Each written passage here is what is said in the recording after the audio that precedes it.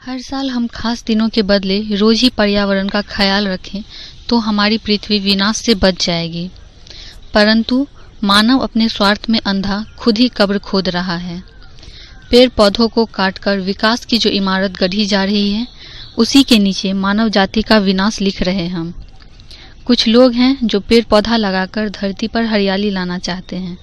इसी कड़ी में विश्व पर्यावरण दिवस पर आज बागमती नदी के तट पर स्थित भीगो शमशान पर मुक्तिधाम जीर्णोद्धार समिति एवं मिन्स दरभंगा के द्वारा संयुक्त रूप से वृक्षारोपण का कार्यक्रम किया गया, जिसमें मुक्तिधाम जीर्णोद्धार समिति के सभी सदस्य, मिन्स दरभंगा के सदस्य एवं राष्ट्रीय स्वयंसेवक संघ के विभाग प्रचारक उपस्थित थे।